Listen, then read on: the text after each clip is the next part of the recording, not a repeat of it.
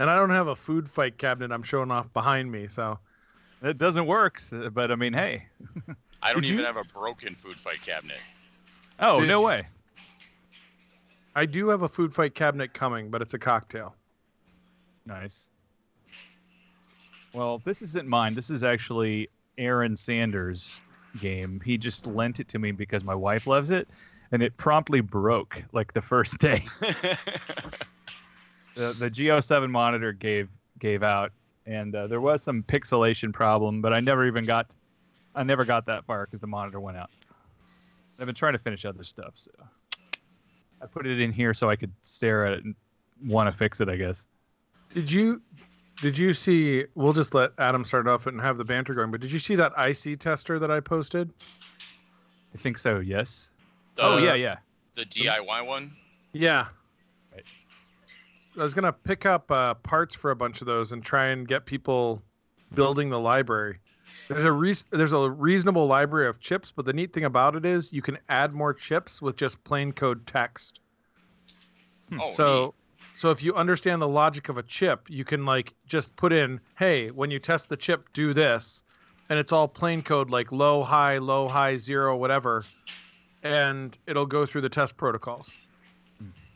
That's very cool.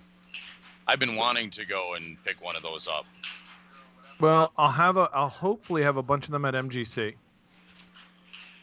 So I just ordered like 100 boards, and I should have parts for 20 to 40 of them. I ordered the boards. I'm gonna build 1 or 2 for myself. If they work the way I want them to, then we'll have a bunch of them at MGC as DIY kits and built out. Oh man, I'm in for 2. I'm in for 1. I want to try and get... Peabody is in the chat. Bronco Billy's in the chat. Chat. See the announcement. I didn't see the link. I gotta try and get some of the. We're live. I can see us, but. Woo. Okay. Oh, there it is. I'm in. Oh, let's turn that sound off. That's annoying. My thought is to try and get enough guys in the community who do repairs using the board so that we build the database up and it becomes a really useful tool specifically for arcade games, because those little testers you get from China are really cool, but they don't do all the chips that we have on the boards. Sure. Oh, crap.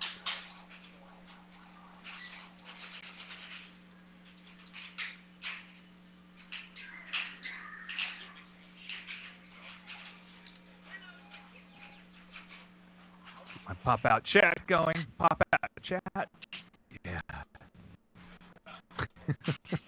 Oh, can you pop out chat? What? Okay. Oh.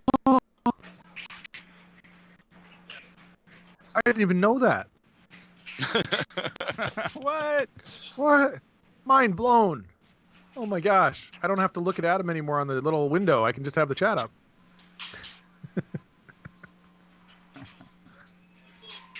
I'm going to switch to Time Runner.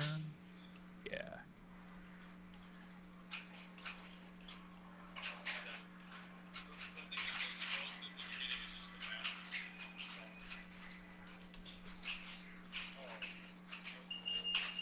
Oh, Mr. Peabody, we haven't had technical difficulties in a while now. Except for maybe my bandwidth blowing it out. But... Yeah. I'm Yours always and mine. afraid that's going to happen. Right. No, you got a very nice steady stream. Who's your provider? Spectrum. Nice. Not available where I am. The plus side is we got smart and we're coming off of their router into another one type. So it allows us to have nice steady streams usually. Huh. I will say I'm not having the pixelation and breakups I had last week, which is nice.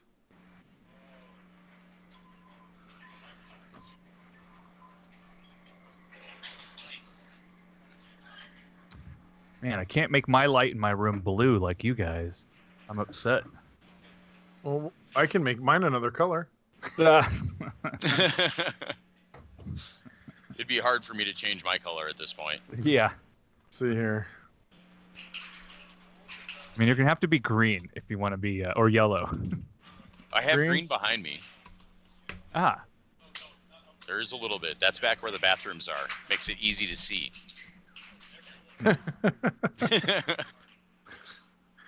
That made me think of a question for the interview, so I'm gonna write that down.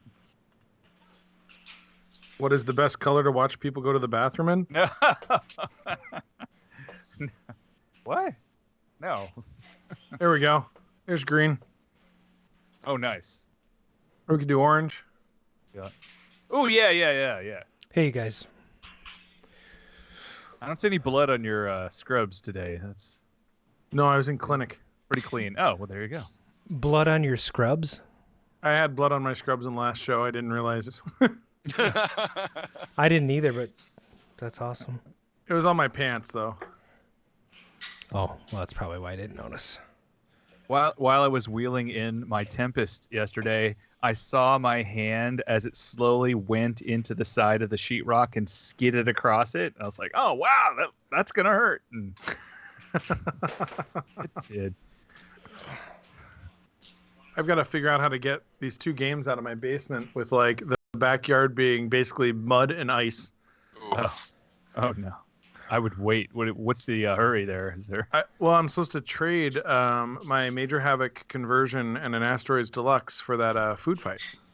Oh man, that's Nice. a heck of a trade. Well, I've got the Major Havoc dedicated project almost done at the shop. So that will come down and replace. And I think Star Wars is going to replace Asteroid. So I think it's a good trade. Yeah. Oh, That'll yeah. work. My Asteroids Deluxe is talking to me. It sounds like it's got a cricket inside of it because the power supply is still all original caps. You need that little board that we talked about last time. Oh yeah. I would take that. The power protection board. Well, we're not doing too bad tonight, you guys. We should probably get things rolling, though. What do you think? No, yeah. Why not? All right. Wait, you mean we're not done? Show's over, folks. All right. All right. Thanks for playing. Giggity. Giggity. Super duper. Yeah. Live from KOIR Studios in Minneapolis, Minnesota, this is Arcade Radio. Hello, Commander. Computer reporting. Intruder alert, intruder alert.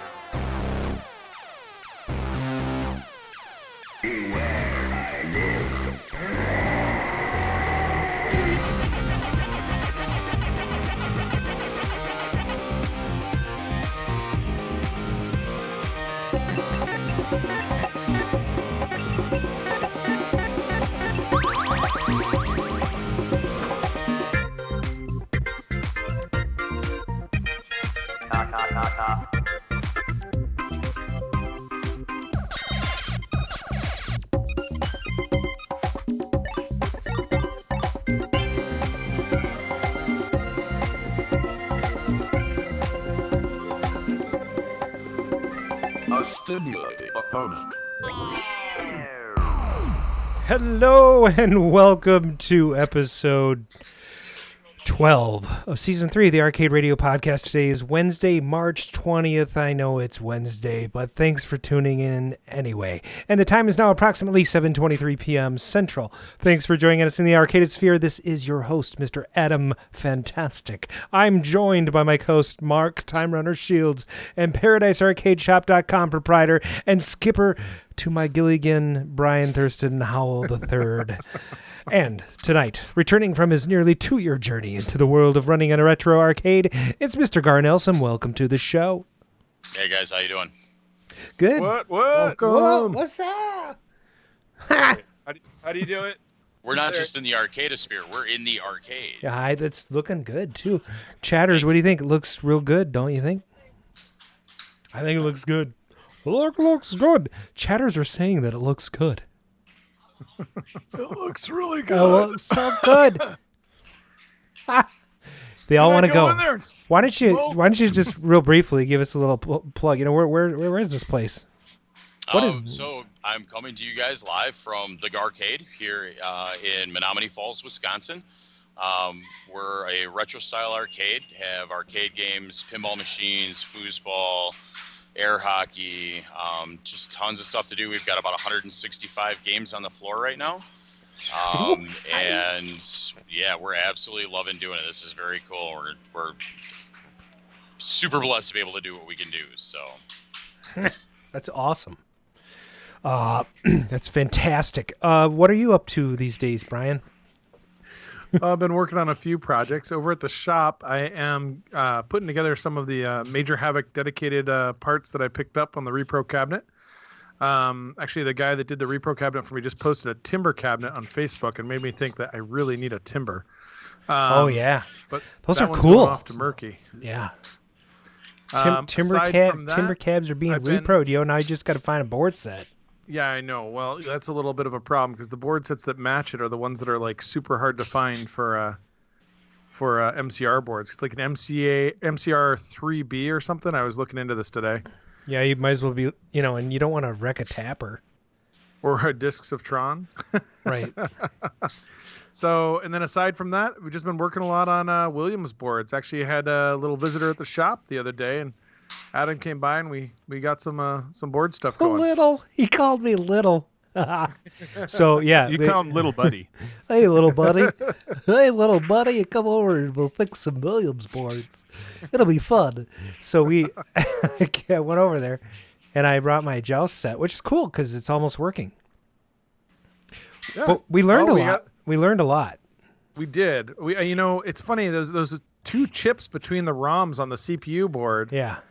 I would have never thought of pulling those and socketing those. And you got into that article. We did that on two of the boards. That seemed to snap them to life again. Yeah, the 74 LS 153s. Yep. So if you have a joust board that's complaining of a RAM error 131, it could be the RAM. And the RAM is indicated by the first digit. You have the first digit tells you whether it's a ROM error or a RAM error.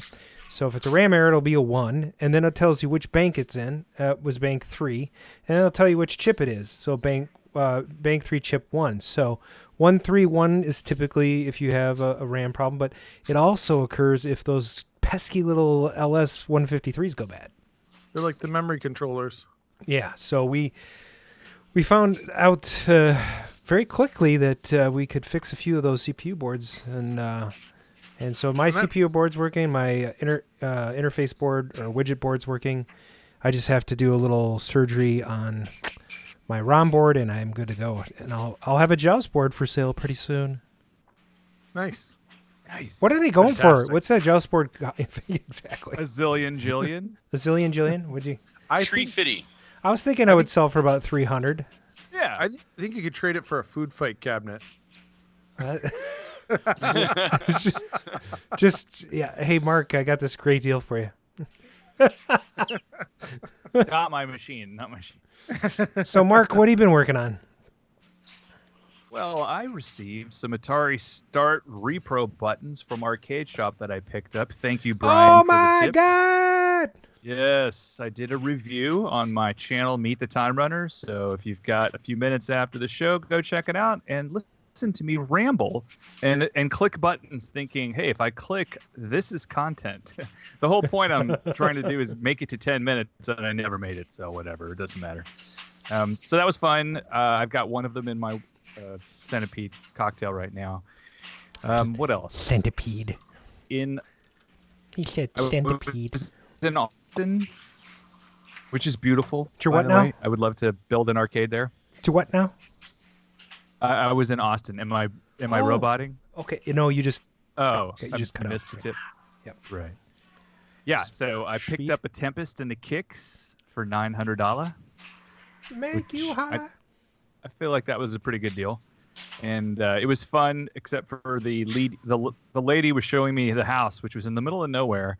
And then she goes over to what I thought was a gun rack and reaches in and pulls out 4 oranges and says, take these oranges. And I'm like, oh, okay. Well, nice. What a tough audience. It's funny. Let's see what else. I just watched a Simon and Simon episode where they had to pick oranges. Oh man, that's one of my favorites. Not Time Pilot in my garage is now working. I don't have sound, but I think I've got that figured out. There's just a few chips involved.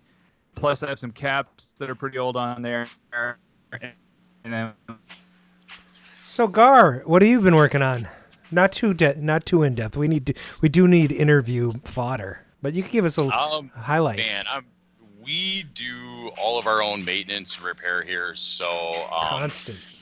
We're constantly battling things with the pinball machines, flippers going bad, and just your normal wear and tear. Yeah. Haven't been working on anything too major, too massive. Just a lot of the day-to-day repairs keep things running. I was making fun that Mark pretending I was frozen. But Mark is actually frozen. Like solid. It's like, there he goes. Well, that was a quick switch there. Yeah, it was easy. It was like magic. Oh, that was good. So, all right, we'll get more into that a little bit. We have some good stuff come up on the show. I'm really excited. So, I think we do. Okay, I think so. Yeah.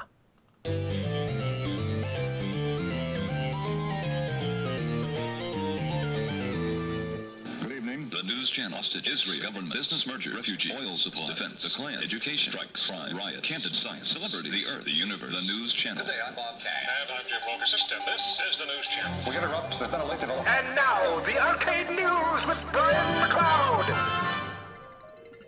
Welcome to the Arcade News. So tonight we've got a couple of interesting stories here. First off, we talked about this briefly before, but Micro Arcade was put up on geek.com. These credit-sized portable gaming systems are a little bit thicker than a credit card, but about the same thickness as 4 cards stacked together. And the idea is that you can carry games like Frogger, Galaga, Pac-Man, Rally X, and Space Invaders around with you to play them anytime you want if you don't have your own Tesla to play them on anyways. So it's really kind of a neat idea, and it's one of the things I think that's most encouraging about seeing stuff like this is that people are, this reminds me of those I had a little Burger Time arcade, that was like 8 times the size of a wallet back then. But it's neat to see this stuff coming back where people actually want to have this stuff around with them, and that the arcade resurgence is really showing this kind of drive. So they're going to sell these for $20 to $25, and obviously somebody went through the trouble of getting the licensing to do this, thought it was important enough, and so it's really neat to see that this is continuing on. Have you guys seen these things? I have not seen these yet. I'm going to look at this nice little link you have here. Let's see here. Yeah, those things are tiny. Holy crap! I don't want that. I'd have to like wear readers all the time, or like have a magnifying glass. This reminds me a little bit of the Game Boy Micro. Do you guys remember that? It was so tiny, smaller. Dude, I've got fat fingers. Yeah, that definitely makes that a lot harder to deal with. Yeah, I'm all thumbs. I mean, but just think of how cool you'd be when you walk into the party and slap down your Frogger. I mean, there you go. Maybe if I'm like 8, because my eyes would still work. You know, interesting thing, I didn't know this, but those little arcade games you can buy at Target and Walmart, they have a Fix-It Felix. They're all numbered. I forget what the you know what I mean? But all the like Galaga and Joust, they're running NES ROMs. They're not running the arcade ROMs. Oh, that's interesting. I didn't know that. So I was looking at them the other day, and I was like, "That's the NES ROM." Huh. So, it's kind of weird to me to put it in an arcade game, and why wouldn't you just get the arcade ROM? You're licensing it anyway, right? Right. Well, I'd be willing to bet. More sense. Well, a lot of that stuff I'll bet you has to do with licensing. I mean, they get into this stuff, and it gets so confusing as to what you use. The other thing on those. I'll bet you anything it had something to do with how do you make a free play ROM for this game licensed without a hack, and then you get into this complicated thing. Look, guys, let's get away from that.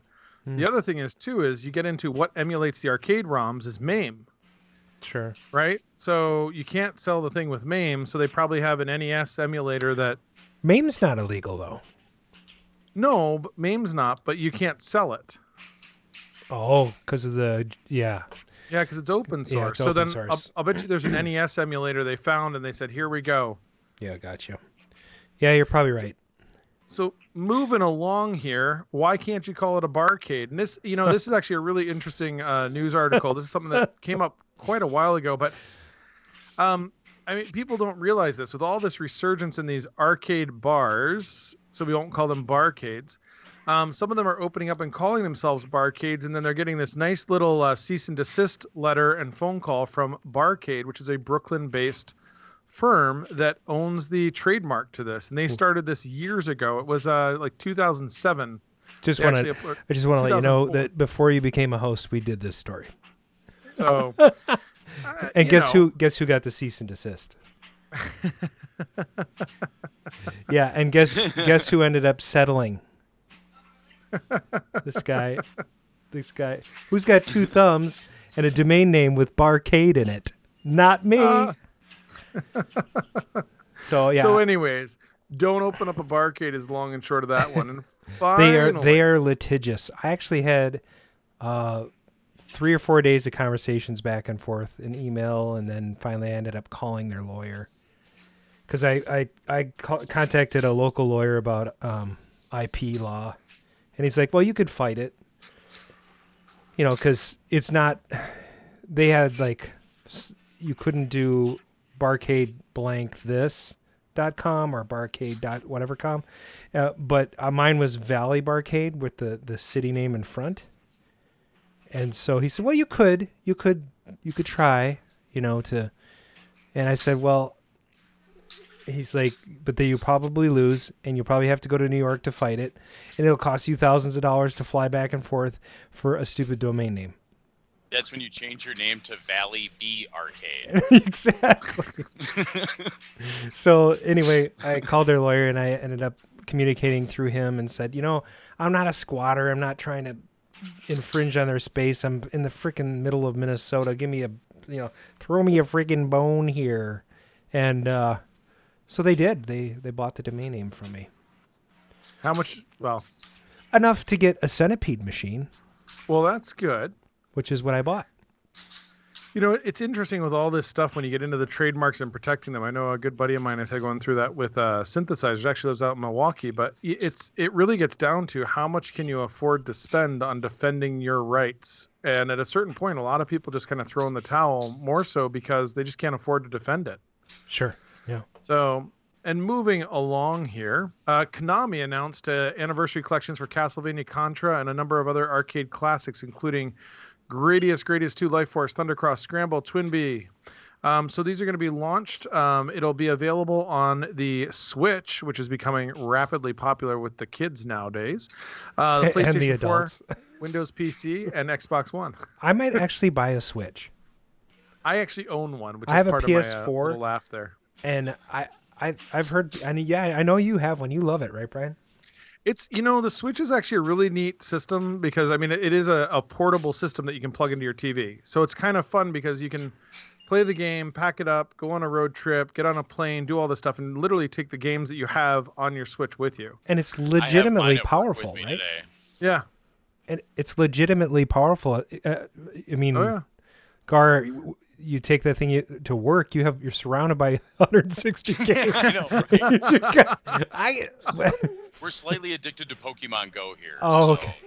That's interesting. I get updates every day on what my son has caught for Pokemon Go, actually. So Switch, I found this out the other day. Friday is okay to bring Switch to school Friday, every Friday. So, what? Yeah, I know. That's what I said. But, I go with it. So, and then one more thing I was going to bring up. This is kind of old news, but I thought I'd bring it up because I thought it was fun. Okay.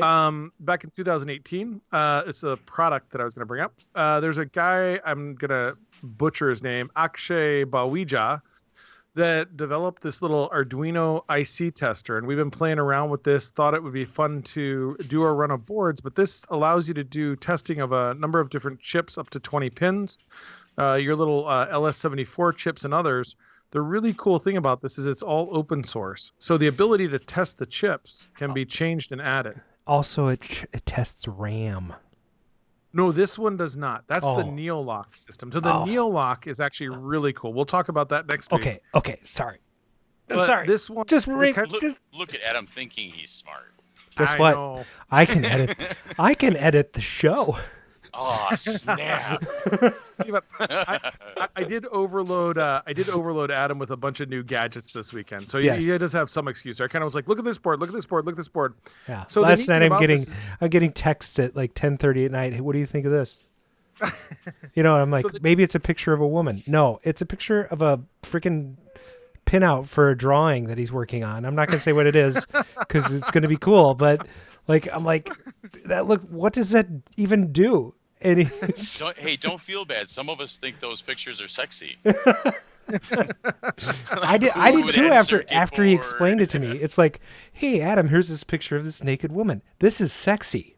You should like this. Right.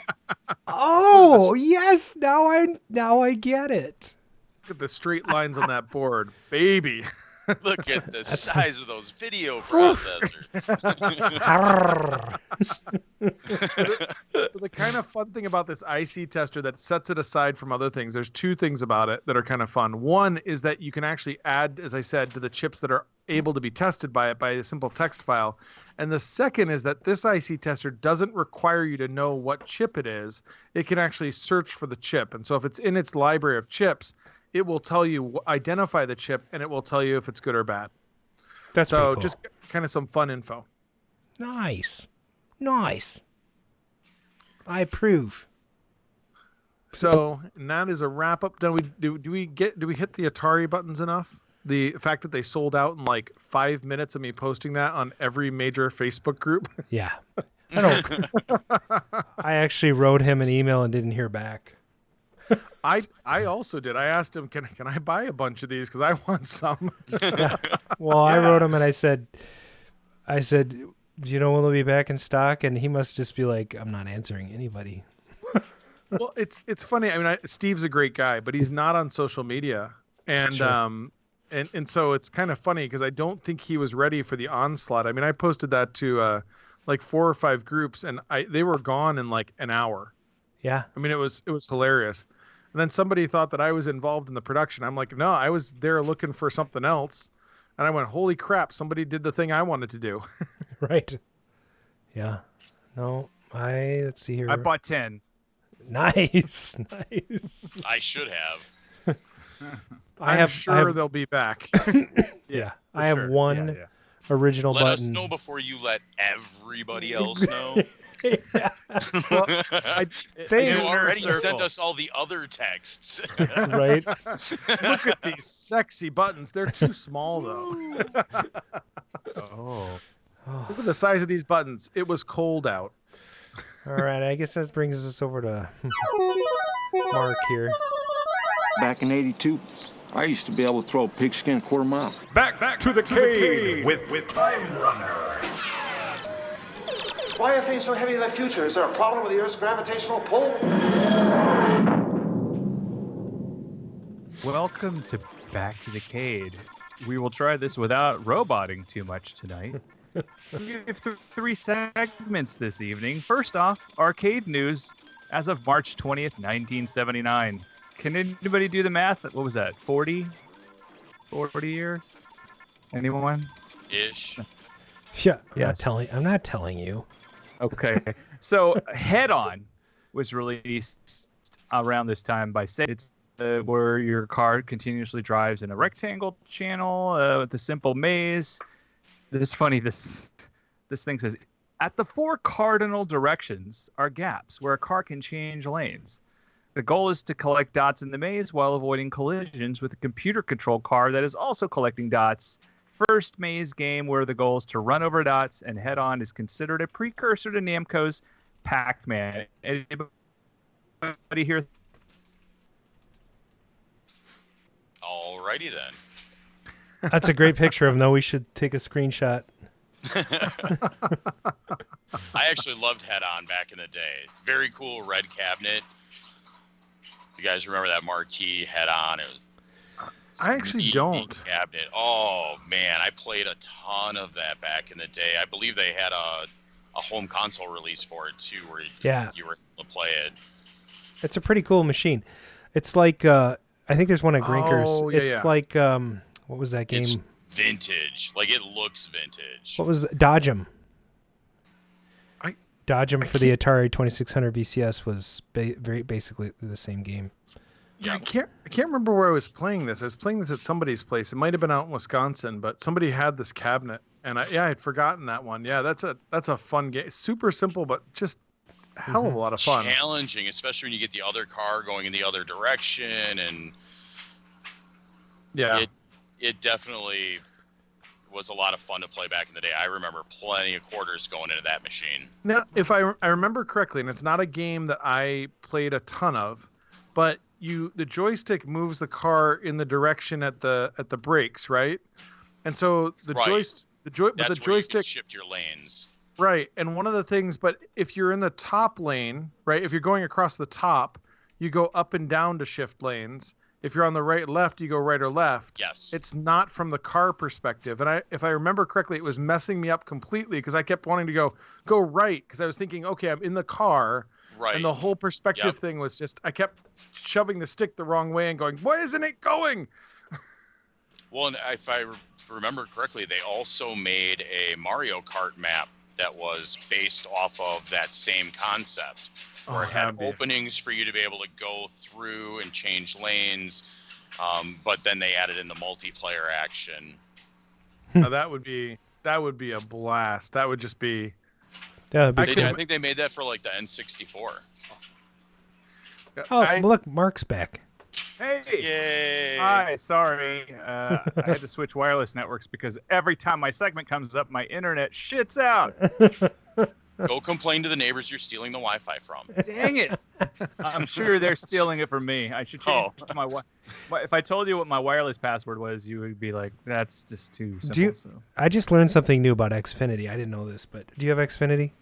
I do, and I have that little extra thing turned off. Okay, Is that good. What you're about to talk about? Yep. Yeah. So apparently on every Xfinity router, this is just heads up for anybody in the chat and anybody listening to the show. If you have Comcast, they ship you, if you're going to rent the router from them, which a lot of people do, they ship it with a little feature that turns on Xfinity Wi-Fi on a private network. Well, not a private, as a public network that people can access off of your router. And it shows up as a completely different network, as an Xfinity network, and you can just log into it with your Comcast account if you have Comcast. So you can roll through a neighborhood and use someone else's Xfinity to get on the internet. So it beats war dialing. You just drive through the neighborhood. So, if you have a Comcast router, you may want to look into turning off that little extra feature. That's my PSA for today. Thanks. Moving and back to the Cade. Yeah, while I still have bandwidth, at the box office on this date in 1979. By the way, I have a video, a red link if you want to try to get to it. But we were mere days away from the release of a movie that would change my life, Buck Rogers in the 25th Century. It premiered in theaters. It was filmed as a pilot for the fall 1979 season, and Universal Studios decided, hey, let's give this a theatrical release. And that pattern actually was established a year earlier by Battlestar Galactica, where they took the pilot, the 3-parter pilot episode, and made it a movie and released it. The year is 1987, and NASA launches the last of America's deep space probes. In a freak mishap, Ranger 3 and its pilot, Captain William Buck Rogers, are blown out of their trajectory into an orbit which freezes his life support systems and returns Buck Rogers to Earth 500 years later. That dude is awesome, whoever that guy is. Yeah. But wait for this part. This is where it diverges from the TV show. Oh! It's a different link. Okay, you can stop it now. I actually have the clip. That's why I played it. Oh. So and my link leads to the movie's version of the intro, which doesn't have the voiceover. It does have the voiceover. Okay. It has the voiceover. We had to go into the future to go into the future. Yeah. Yeah, right. Are you thinking of the one with lyrics? Are you thinking of the one with lyrics? Yes, it's the one with the lyrics where there's like models in a blue, like kind of a Garcade looking area. There's the song. Yes.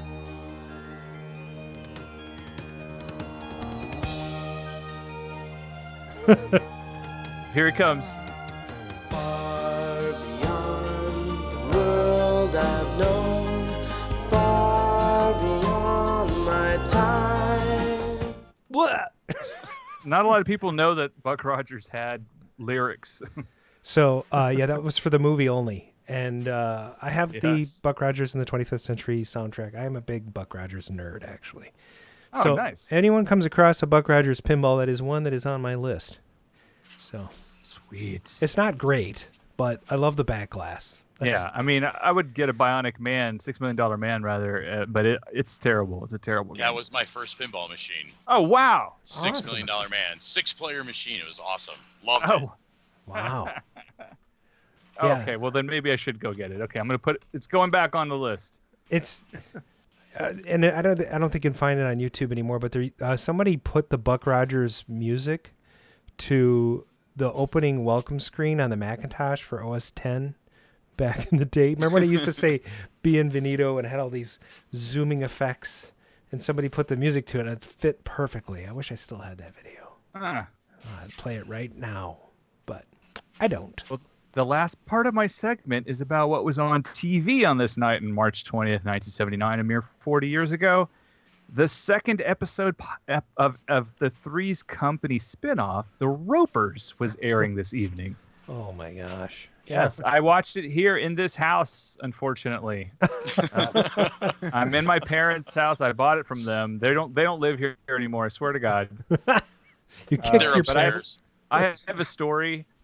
Okay. I worked for the Houston Chronicle, and the distributors that I worked for, the wife looked identical to Mrs. Roper, and I would call her that, like, behind her back. And the only difference was that she had like a South African accent, and she was talking about how she burned her arm like cooking popcorn, and she would tell me that story like every other week. I also have a quick story about the telephone, but you know what? I'm going to save this. Oh, okay. Because it does involve Mrs. Roper. I'll tell it to you. I'll try to summarize it really quickly. So I wanted to watch the OJ trial, right? This is like, what year would that have been? 95, 94? 96. Yeah. And so Mrs. Roper, I knew, was out, but she could walk in any minute, and there's no like warning when she comes in because I'm like in some remote room. Yeah. And so in the morning, what you do is you call people who have complained about not having their paper so that somebody else comes back and throws their paper. Sure. Like maybe it got stolen or whatever. Anyway, so what I would do is I would call a number on the phone that I knew nobody would answer, and it would just be ringing.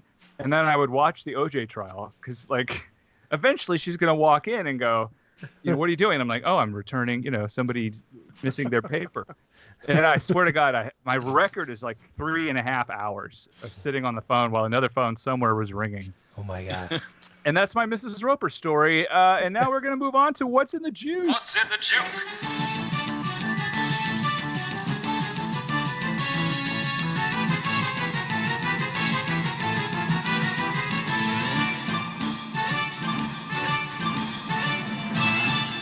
And for our new listeners and our guest, what are we doing, Mark? We are going back to March 1979. So kind of adjust your thinking caps so that you pick up songs on that date when we play teeny tiny little snippets for you. And you can win famous prizes. No. Like a pat on the back. You and can't a party win. hi-ho. You don't win anything. You don't win. What?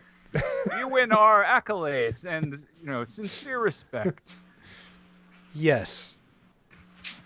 Mostly. And don't forget, Gar can play too. Oh, yes, Gar. We welcome you. Oh, I'm in.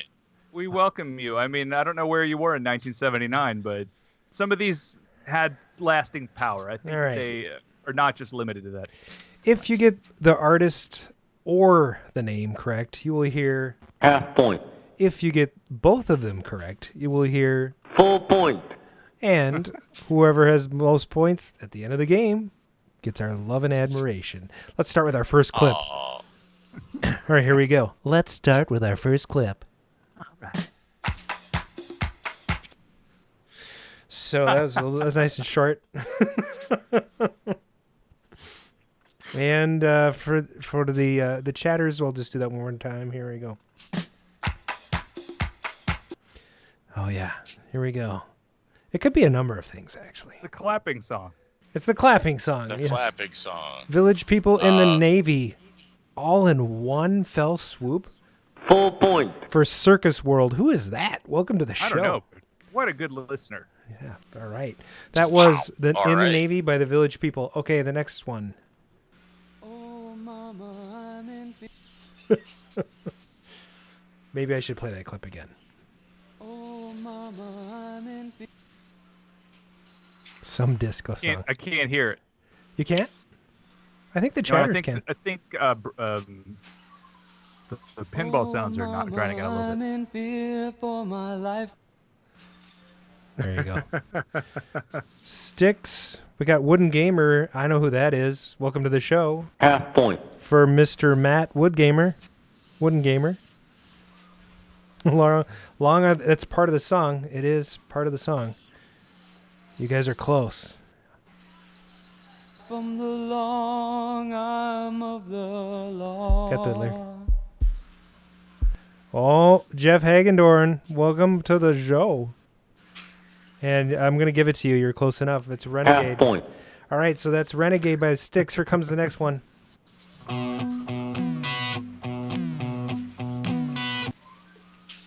Yeah.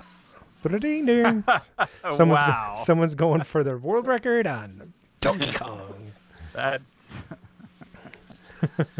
an asteroids machine with a bad amplifier chip. I don't know. Let the good times roll. Circus World is in it again for the half. Now, who's the artist? Oh, boy. The Cars? Oh, whoa! Oh, Gar is Half on. point. Half point for the guest. On the board. And Half point. for that was Circus World, right? Wow, that's awesome. Perfect. Okay, that's the Good Times Roll by the Cars. And it's actually just Good Times Roll, but you guys did get it close enough. Here you go. Nice. And then the Donkey Kong song at the end. Okay, let me try again.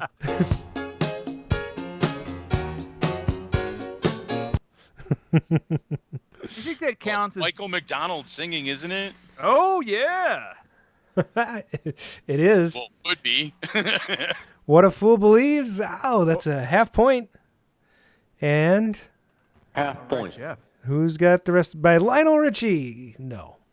No. You have to think. What band was Michael McDonald in? That's gonna be Chicago? No. No. It was Peter Cetera. Oh. Uh-oh. We lost our guest for a minute. He's back. Oh, no. Oh, phew. Am I back? Yeah. You're back. Yeah. Okay. Not Lionel Richie. You guys, come on. Google Michael McDonald's band. Yeah, no kidding, right? All right, nobody gets it. It's the Doobie Brothers. So we got a half point. Doobie.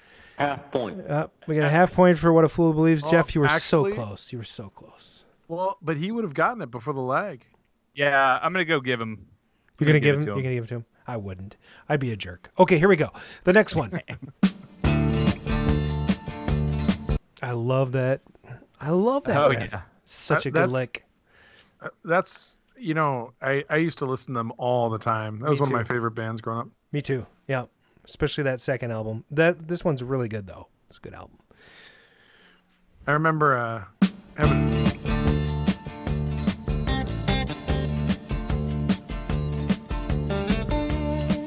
Oh, I'm glad Casey's not in here tonight because he'd be clobbering all of you guys. Boston. Ah. No, not Boston. Oh. Dire Straits? Dire Straits is correct. Yes. Whoa. Half point. And which song is it?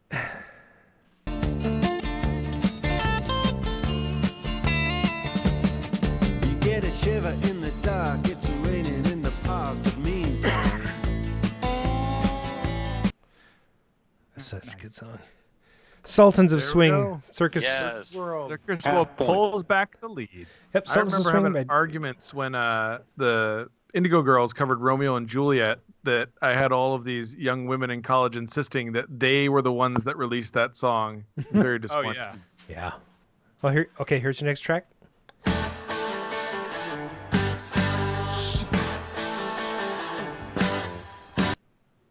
Billy Joel. Oh my God! Yes, that's correct. Half point. For the guest, I know he's ahead of you guys, but you Oh know. wow. Yep. I actually saw Billy Joel in concert. Now, can you get the song? No.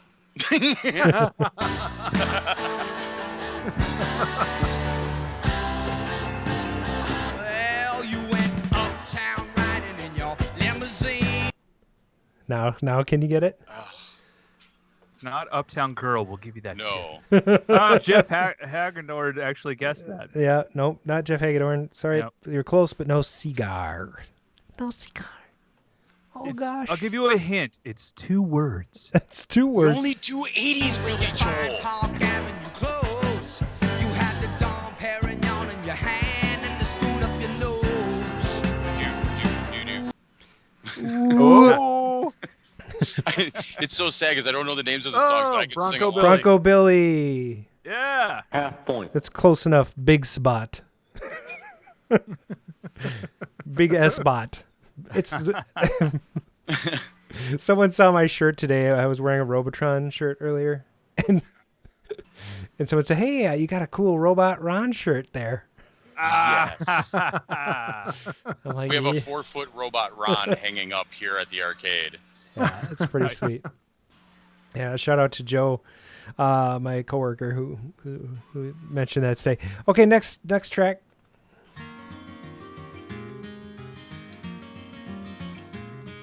On a warm summer's evening.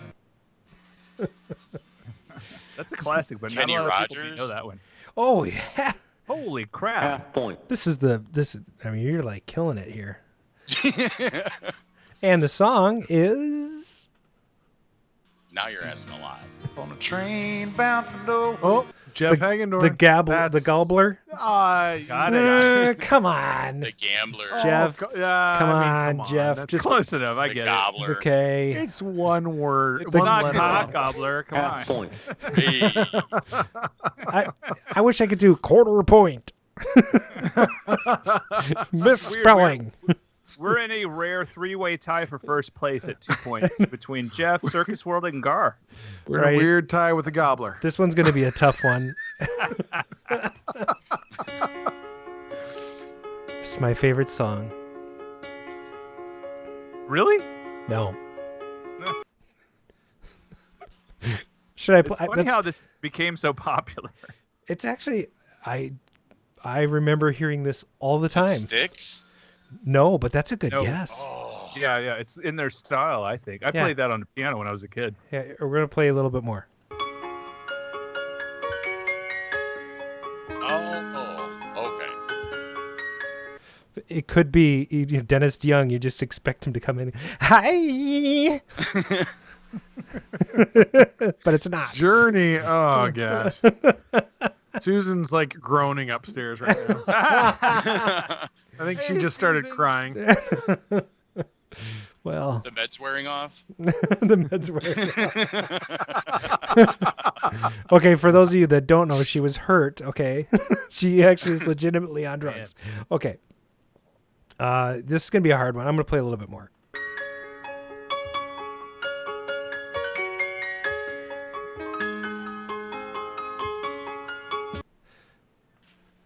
Then it starts to really rock out. It does. It is not Sticks. Yeah. It is not. It's an instrumental. No one's gonna get it. Yeah, it sounds like an elevator. Yeah, nobody's gonna get it. Super Stumper. I had doubts about adding this one, but It's okay. I love that you did. It's Frank Alice Mills, Cooper. Music Box Dancer. Queen. We are like completely. Where's Kelsey when we need him? I know. Just for those of you who didn't hear that, it's Frank Mills, Music Box Dancer.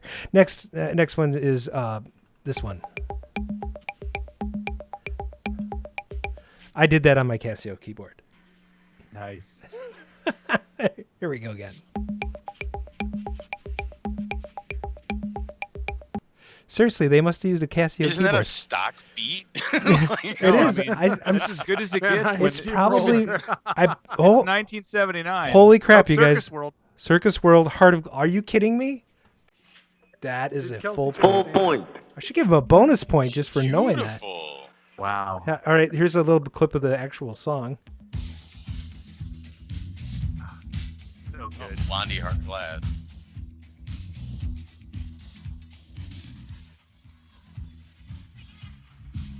Yeah. Thank you very much. Love we have her. to turn it off. Okay, next one.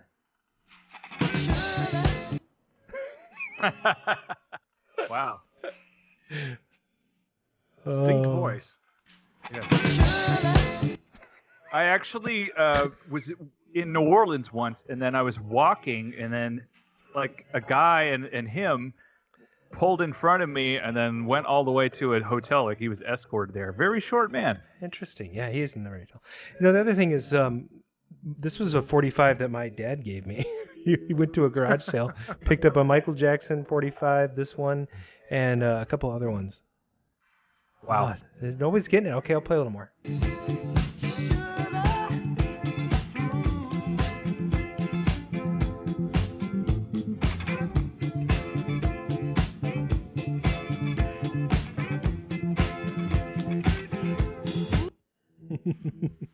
Rod Stewart for a half point. That goes to Circus World. Half point. And come on, who's doing it? Close enough. Yeah. I think it's close enough. All right, we're gonna give it to Jeff. It's actually Do Ya Think I'm Sexy? Do ya think I'm sexy? Okay, last one. Are we have any ties? What's the score right now?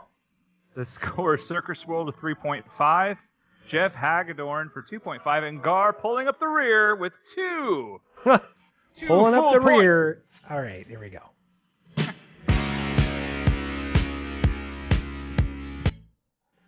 That should be good enough, right? That is pretty good. I was surprised to see 2 of these songs in the same list, so Right. I had to include them. And this one is honestly the one you want to finish with. Brandon, welcome to the show. YMCA is correct, and Wooden Gamer Village People is correct. They stole away the last point. You guys collectively got Full that. point.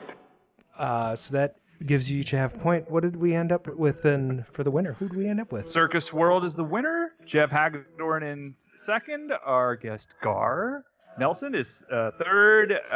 Wooden Gamer in fourth, and Bronco Billy and Brandon M tied with fifth place. That's amazing. I'm Here's our Hardy Hi Ho. Hardy Hi Ho. And a fist bump, for you guys or whatever. Yeah, I mean, just ring the gong for the winner. That's good. Bang a gong, get it on. That's right. That's better than hearing the sad trombone, right? Womp womp. Remind me of next show. I'll bring my trombone and I'll play it live. Oh, well, that was great for What's in the Juke. Now we know. And knowing is half the battle. All right. I guess that brings us to the next segment of the show, and do we have any voicemails? I think we might today. Yeah, it's been a while. Thank you for calling 612-548-GAME. This is Arcade Radio. Please leave your message after the tone. Hey, Arcade Radio podcasters. It's your buddy, Bob Garcade, control panel expert and technician. I'm calling to say hello to Garth from the Garcade. Am I reading this name right? Is it like Gar from Garth Brooks, or more like Gar from Garth Algar, from Wayne's World? Wayne's World, yeah. Excellent. Hey, by the way, little known fact, I was in Wayne's World. I own the screen-used Mirthmobile. Yeah, I keep it in a storage container, number 14. It's pretty cool. What? I think it still has some of that original licorice rope in it. I go in there and eat some of it every once in a while, when I'm bored or hungry, or both, actually. Hey, if you want, I can mail you some. Why don't you guys hit me back with your mailing address? No way. In exchange, I'll tell you about my foreign exchange student experiences that I've been having up here in Canada. Oh, no. It's awesome. They let you live with a random family, and you get to take food out of the fridge at night. It's awesome. Anyway, well, I'm saving up that story for next time, so stay tuned and stay out of trouble. Learn to deck out. I'm going to use that clip. Stay tuned and stay out of trouble. Wow. That was good. That was really good. Thanks for calling, Bob. Bob Garzadek. Oh. Man. Classic. Garth Brooks. Any relation, Gar? No. Is Gar short for Garth or? No, it's funny story. My name is actually Garance, Garance. So I always went by Gar because it's a lot easier to explain. That is really funny. It's kind of cool too. I mean, come on. It was when I played football in high school. It was great.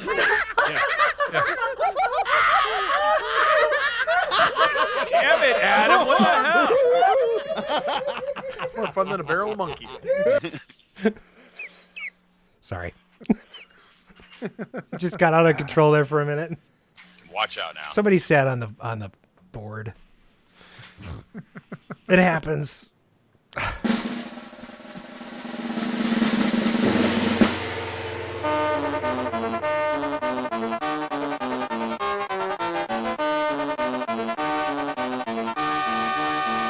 Oh, welcome to the show one more time, Mr. Not Garth Brooks. Gar Prepared to qualify. Nelson of the Garcade. Welcome back. That's right. Thank you. Welcome. Welcome.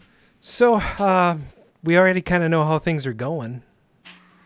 Why don't you tell us a little bit? We know there's 160 plus games. 165 are you at? Is that what? Yep. Yeah, about 165 games on the floor now. And you've been in business how long? We've been in business almost a year and a half now. Awesome. Are you going to do anything special for the 2-year anniversary? We throw an anniversary bash every single year, so we'll be doing something very similar. Have like free hot dogs and free chips, and all the games will be on free play. Do a couple of other things, have some special guests in, things like that. So we do it big when we do it, and it's a lot of fun. Now, Awesome. forgive me if I don't remember, but you have a cover charge. All the games are free all the time, right? Yes, we do a $15 admission, and that allows for free play on all of our games. It allows for come and go access as well. Cool. So you can just, it's sort of the Galloping Ghost model. You pay for the day and you're done. Yes, exactly. Sweet. Yeah, it's nice because then you know how much your day is going to cost you. You can plan for it. You know, with being able to come and go, we don't have to do food here. We've got a lot of really good restaurants here in our mall areas. So for us, we'd rather send our customers to our neighbors instead of try and compete with them, and really focus on what we do really well, which is, the arcade games, video games, Hey. pinball. Tony Schwader has a shout out to you. Says, "Hey Gar, I never got rid of your Pump It Up to Extreme because I think it's the only one in the freaking Midwest." He says, "Don't ever get rid of it." I won't. We absolutely love it here. Awesome. Nice. So, what games like that that are somewhat rare? Do you have some gems that you just love? We've got a couple. I mean, we've got the Cosmotron's serial number 0001, the first production cabinet that came out.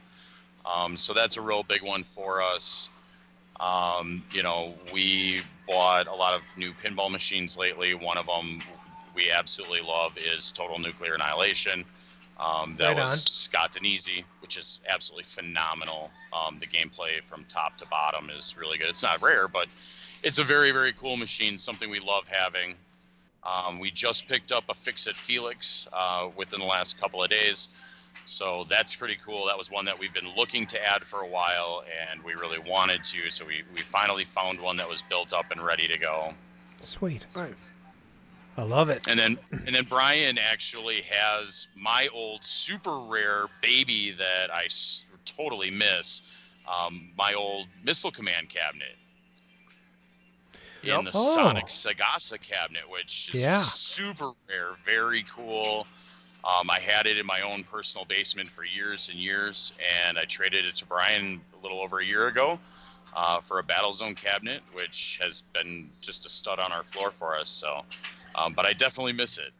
That's fun. I will say that you did trade me Susan's favorite game, so it was a good move on my part to get rid of that battle zone for the Sega Missile Command. I've only seen one other cabinet of that type. Joe Leese, who was a guest on this show in the first season, had one in his pole barn, but it wasn't working. But it was in decent shape. So yeah, this so for those of you who are listening who don't know, like a lot of the manufacturers would license out to builders in other countries at different points, and so this is actually made in, I think it was Italy, wasn't it? Was that cabinet? Yep. And an Italian cabinet. Yep, and it's super cool. It's a really neat thing, and you open it up, and it's all Atari parts on the inside. Wow. And maybe it's got a Go7 in it. It's got the Atari Power Block. Everything. Wait a minute. What was the brand on it? It wasn't Sega, was it? Actually, Sega was the parent company, and then there was Sagasa, who was licensed to build for that area of Europe. Okay. So Sagasa actually produced it under the name Sonic, which is also on there. And then this particular machine went to Portugal. And so if you look, it actually says 25 pesetas on the coin door, and that's Portuguese. So it actually went to a Portuguese location before coming to the United States. Interesting. And it's got the cool like silver coin door, and it's really neat. Yeah. So we know which game you miss. Yes. Paul actually has a great question on here. What game on the floor took you the longest to find? The longest to find? Wow. Lately, I'd have to say the Fix-It Felix. That's one we've been looking for pretty much from the day that we opened, and we just haven't been able to find one in the Midwest without having to ship something in. Man, that was the biggest one. I recently, one that we're going to be putting out on our floor when we go through our expansion is going to be 720.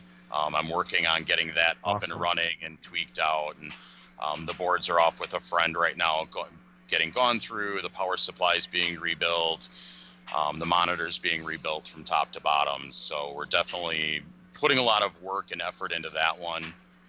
I've got more machines that have taken me longer to be able to fix versus things that I've actually sought out to try and buy.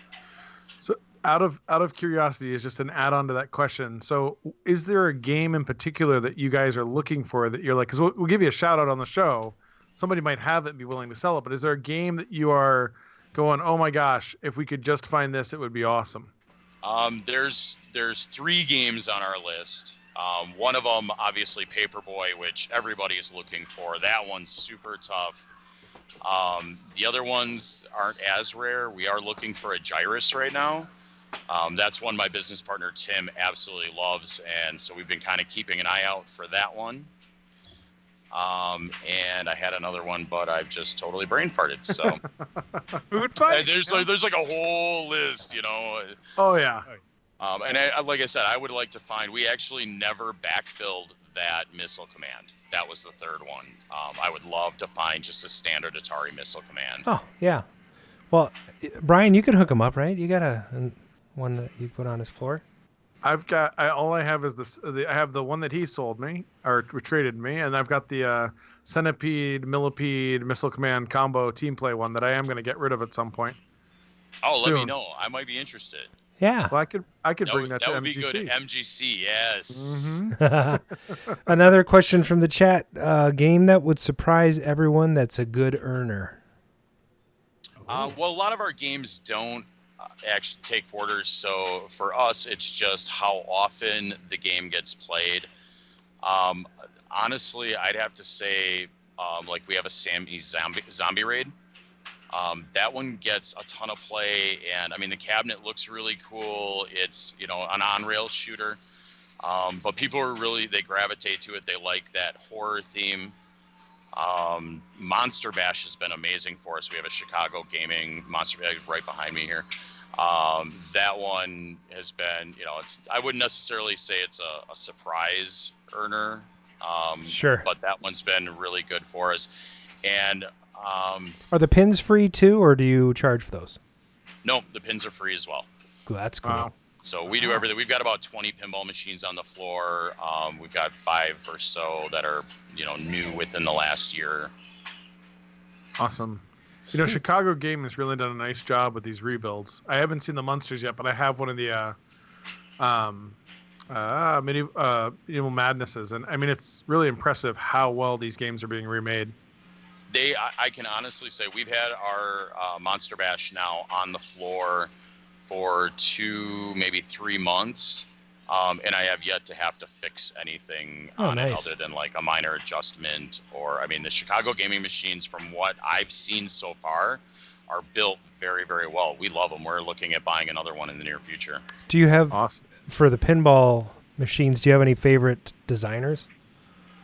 I'll tell you, lately, I started out as a big Gottlieb guy. That was, I love a lot of the early 90s Gottliebs, the System 3s. We have Gladiator here, which is phenomenal. That was supposed to be Legend of Zelda at one point.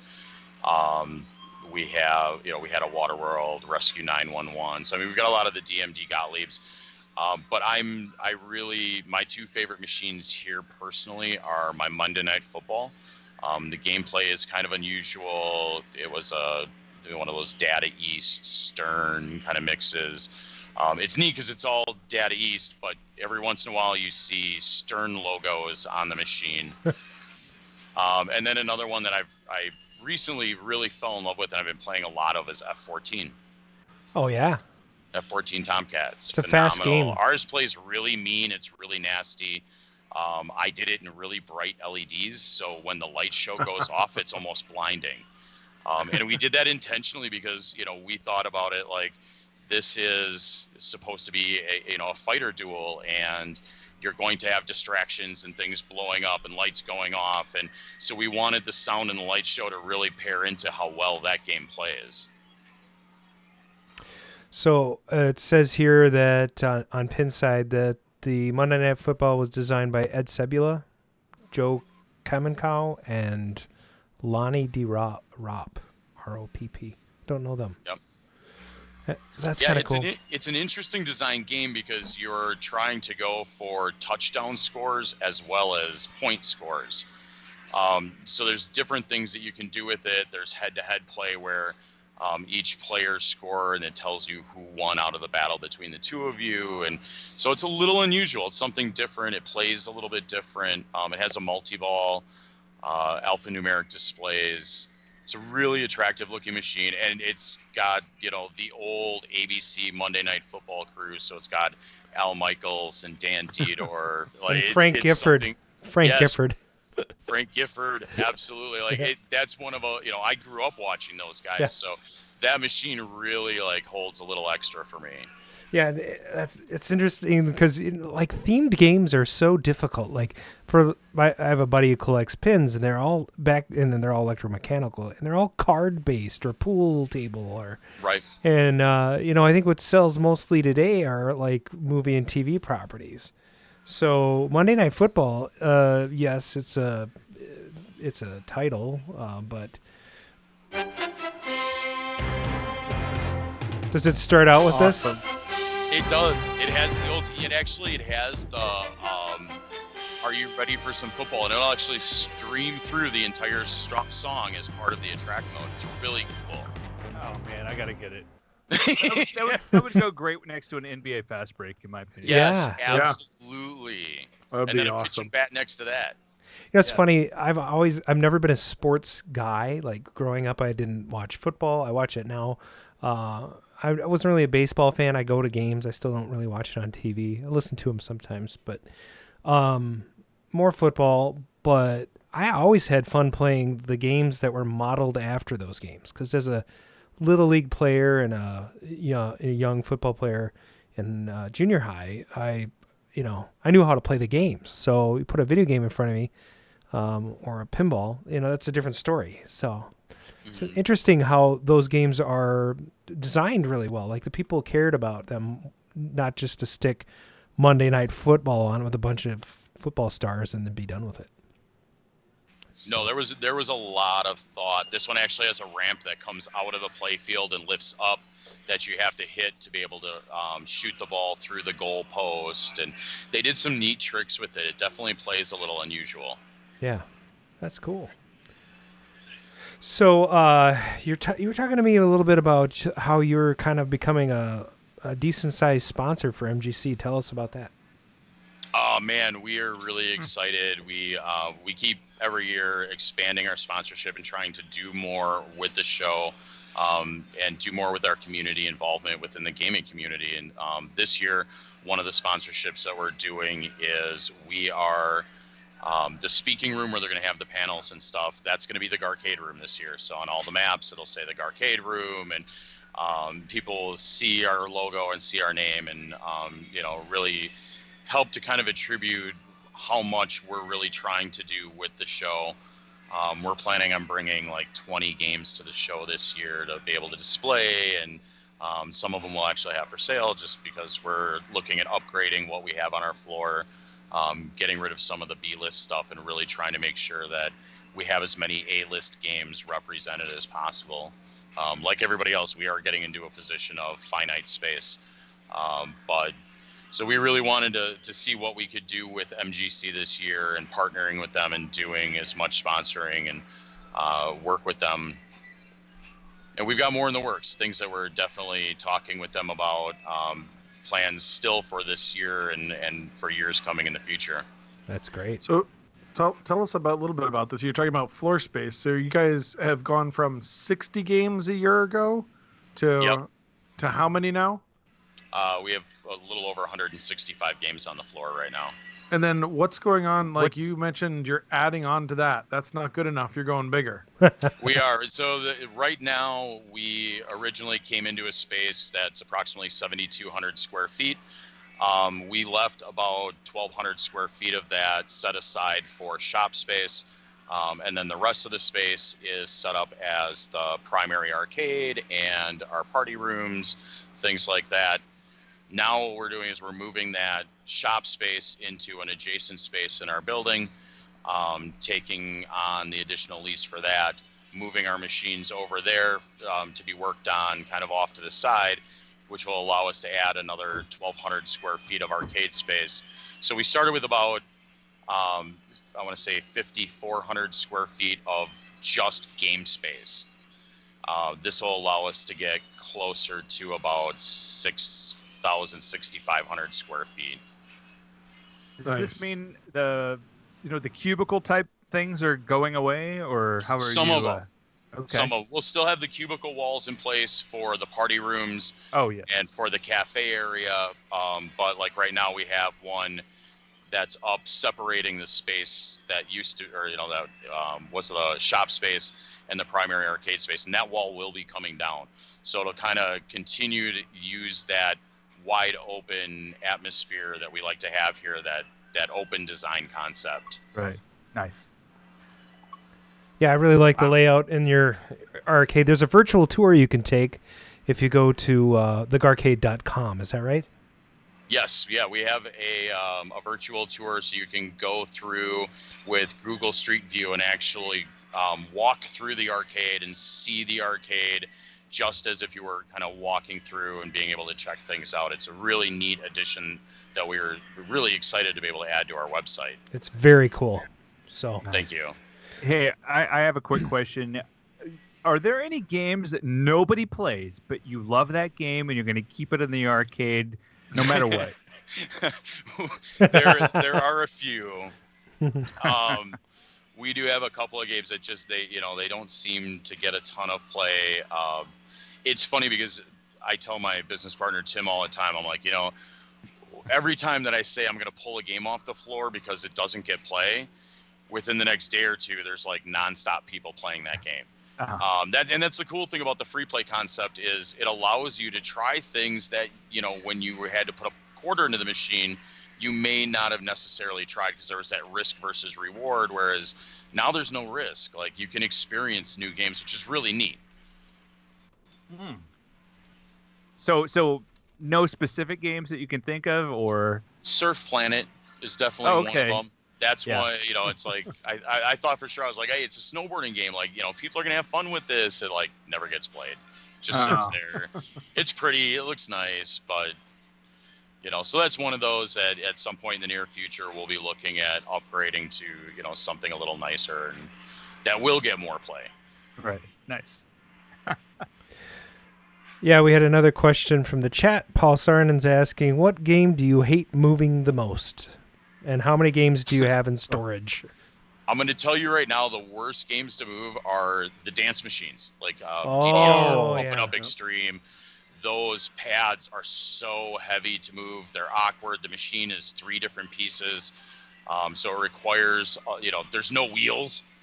A lot of the other drivers and things like that have casters on the bottom, which allow you to be able to move them pretty easily. What about Cosmotrons? Did that fare okay? Cosmotrons is a beast to move, but it's only because its size makes it awkward. It's not necessarily heavy. Yeah. So, like, I can move it on a dolly myself. I need somebody to help me to tip it. Okay. Just so we can safely get it over. The dance machines are just... Those are the worst to have to move and pull apart by far. I saw an article on that. I'm just having a stream of conscious moment here because you're talking about modern games in your arcade, and I saw an article or review of somebody who said, "Finally, a modern arcade in our community."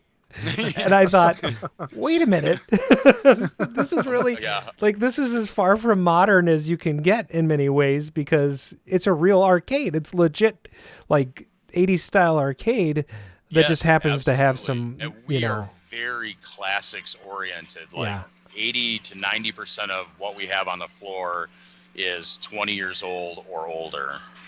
We do invest in some newer games, some of the newer pinball machines. Cosmotrons is a great example. But those machines sell themselves. Like, the gameplay is so good on them that it's hard not to want to have it included and represented in a classic collection. Well, and it really is a tribute to those vector games of yore. So, I don't know. I think it's pretty cool.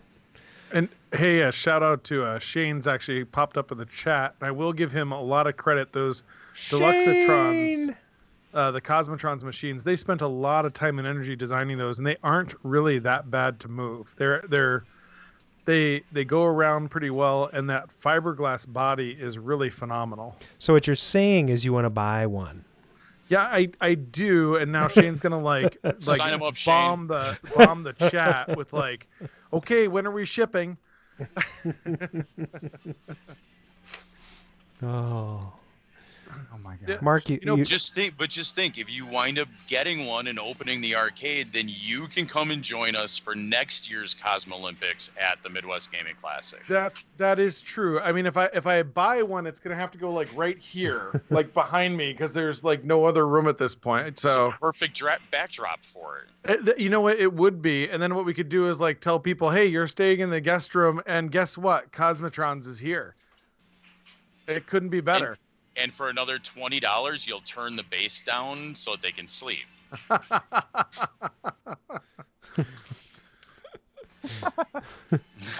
Hey, Wooden Gamer in the chat was asking earlier, do you list all of your playable games on your website? We do. We try to keep the website has a lot more of the high scores that we're trying to keep track on. The best place to see what games we have currently on the floor is our Facebook page in the About section. We do have a game list there. We try to update that every month, 2 months. So it stays pretty reasonably up to date. So you can kind of see what games we do have on the floor currently. Nice. All right. I had a quick question for you. So you've got to have one, but what game is on the floor or was on the floor that was just you wanted to throw it out the door, you had to fix it so often, breaking all the time? Terminator 2, and it's still on my floor. I literally have to go in and inspect it for chip creep once a week. Oh my gosh. To this day to keep it running. And it's funny because I can just go in there. I don't even have to pull the board out. I just go and kind of push a little bit on a couple of the chips, and then it's fine for a week. You got a little like calendar mark thing on there. You're like, oh, it's Monday. It's chip creep day. Yeah, pretty much. That one and our Rescue 911 pinball machine was driving me insane for about 6 months. Oh gosh. That one we finally licked. That was some intermittent problems with some optos, which is really hard to diagnose at times. So, you know, it's funny. Like some of these some of the stuff that you guys have to go through. It'd be interesting to collect some of the repair stories from some of the barcade owners, because you guys are really, or not barcade, but the arcade owners who are dealing with this all the time. I mean, you guys are getting hit with high sir, I'm usage. going to have to issue a cease and desist for using the word barcade. Please eliminated. step aside. It's like, Put your hands on the car. Put your hands on the car. Put your hands on the car. Are you carrying any weapons, sir? you can dock the fines out of his pay for the show. Yeah, exactly. I didn't mean to interrupt you, Brian. Go ahead. I'm getting music now too. I just think it's one of those things where you know, a lot of guys are doing repairs, and the people who own the arcades are really getting hammered with this stuff, because it's this resurgence of, you know, hundreds, thousands, whatever people playing these machines and beating on them. You've got to be seeing some repairs that you're learning, like you said on the Rescue 911, tracking down an opto board problem. That would be really neat to somehow be able to collect that and share that.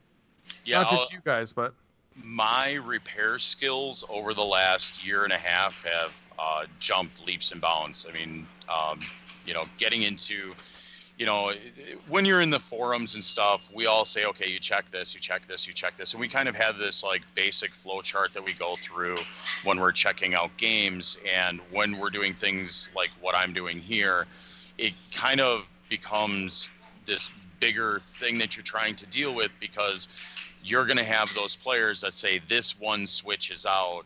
Whereas when you've got it kind of in your home environment, it's like, okay, well, that switches out. It's not that big of a deal. You know, it still plays okay. And so you have to focus on a lot of these minor things, and those minor things wind up turning into much bigger problems when you really start digging in.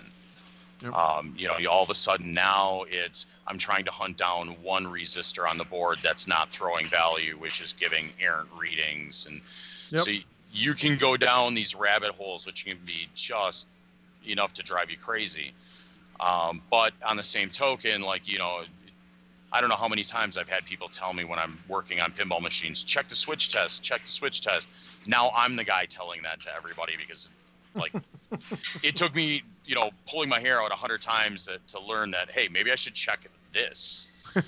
So using those onboard diagnostic tools is really important, and it's something that a lot of us really tend to overlook. Yep.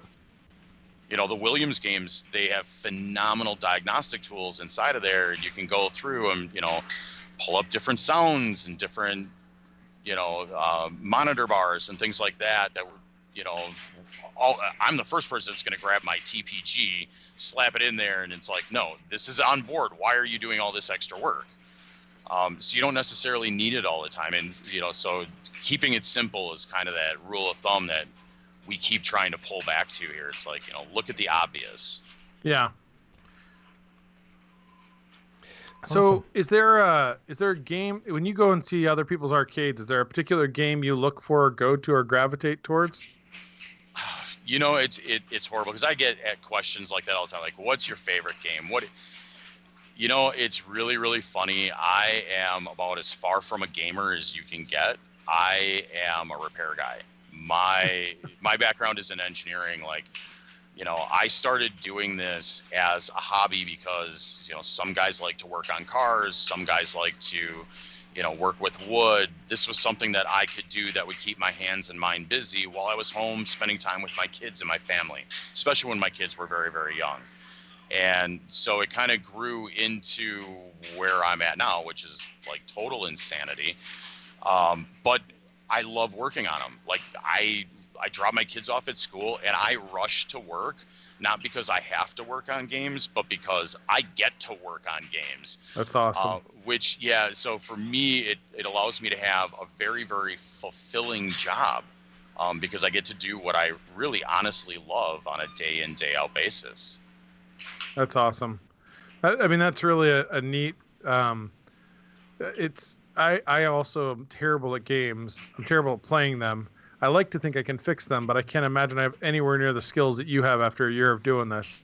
I mean, it's like you said, a year of you getting to go in every day and just make that your passion your job is really a neat place to be. It is. I can't push, entrepreneurship on people enough. Like, owning your own business is so rewarding and so fulfilling. And on the same token, it is absolutely exhausting. But you love being that exhausted. It's not like getting home from a corporate job where you're exhausted. You don't want to deal with anybody. You don't want to do anything. Hey, I resemble that. Yes. That's what drove me to this. Oh, honestly, man. I was burned out in IT and I had to find something different. Nice. I hear you, brother. Okay, so I have a question on that note. Hard to run a business. Any crazy customer stories yet? Oh man, we Wait, did have one that I feel very comfortable sharing is we had somebody that took one of our party flyers and wrote down on the back, one of your employees is a horrible person and she should be fired. And then took that and slipped it in the middle of all the other ones and left it on our counter. And one of our employees happened to see it. And so they had pulled it out, and we now have that framed. Because they wrote it about my wife, and my wife was like, I own the place. I do what I want. Oh my gosh, that's hilarious. So you can come up with tons of horror stories. We're in a business where honestly a good chunk of my customers are kids, and while I love kids, they are horrible for these types of machines that are 40 years old because they don't have any respect for them because they didn't grow up with them. They don't have the nostalgia. For them, it's just a piece of, it's a toy to hang off. Well, it's mostly what they were treated like back in the day, too. Yeah, right. And there is that, absolutely. That's how we treated them when we were that age. So, and luckily for me, while I started out as a collector, at least, now that I'm doing this and I'm not so crazy with my games where if a kid's hanging on a machine, I'm totally freaking out. Like, you breathe a little bit and you're like, okay, they're kids. They don't understand. You try and direct them in a positive way rather than yelling, and or you show them how the game works, and then they start to understand. And so then they start doing what they're supposed to be doing, which helps. Yeah. But you're always going to have the couple of wild ones that mom and dad gave them a monster and, a couple of things of chuckles from the counter. And oh my God. Now they're all sugared up and they're just running around the place. And speaking of sugared up, do you have any laws in your arcade or rules in your arcade about alcohol on the floor? Well, number one, we're a dry facility. So we don't serve alcohol. We do just the games. Sure. And that's definitely our focus. We do not allow any food or drink out on our floor. And part of that is to keep the game experience positive for everybody. Sure. Nobody wants to play on a joystick that's gummed up. The controls don't work. The buttons are gummed up. Like, we want the play experience to be as good as we can possibly make it here. You have a designated area. Then do you have cops that come through and you need to eat that over in the designated area? We have a designated area, and the cop again is my wife. She's the one that she's a horrible person. She's a horrible you know person. what the thing is she's a mom, and she literally walks around this place and pulls the mom card out like, who's why are you yelling at my kid? Why aren't you watching your child? Like, it's like, she's one of those people. So it works out well. Like, myself, my wife, my business partner, Tim, we all have different personalities, and we've all been friends long enough that we know how to leverage those personalities to be able to best serve our business. Yeah, it's great. Hey, so you bring up Tim, and I know that we asked this question, but you went from 60-ish to 160-ish games. Did Tim bring any games in, or how did you increase that up to 100 in a year and a half? So Tim has been with me from day one. Tim has always been my business partner. He's been my best friend for years and years. He actually went with me on the first road trip to go and get a load of games and bring it back to my house in one chunk. So he's been with me collecting from the very beginning. Over the course of time, he decided that he wanted to have a game or two in his basement, and then he started getting my overflow, and then he started buying more games. So when we had opened, I had brought about 40 games out of my own personal collection. Tim had brought about 20 out of his personal collection. We had bought a few together. But then after that initial 60 that we opened with, the business has bought all of the games. And so it's been myself and Tim and my wife all making a conscious decision of, well, I'd like to say that it's more me just going out and buying games and them being like, it's Gar spending more money. But we all work together to, try to add back into and to give our customers as much value as possible. And that's really how we look at it. Awesome. That's great. I love it. Chat's hopping. There's lots of questions. Lots of people it's loving the success of your business. Any updates that you want to put into the arcade that you haven't had the time or money to do so yet? So, I mean, as far as long-term plans, at some point, I would actually like to be able to expand the business again and add things like an indoor mini golf course. Oh, yeah. Yeah. That's one thing that, we wanted to do in this location, and there just wasn't enough space. If space were to open up next to us, or we would have other ideas, then that's something that I would like to do. I've always said that I would like to basically at some point someday have an indoor amusement park, because we're in Wisconsin, so we have to deal with crazy weather. And the best way to do that is to get out of the outdoors and get indoors. And so to be able to do things where you can have a lot of different activities and have some of your pricing done a la carte or all inclusive gives people options for what do you really want to do today and how crazy you want to go here. And so for us, that's kind of our long term. It's kind of looking to see what we can do to eventually move down that road to continue getting bigger and better and to offer stronger more and value. faster. Yeah, stronger. That's awesome. Thank you. He never even cleared the holster, would he, Shane? Shane had to say something. He said something about your tattoo. My tattoo, yeah.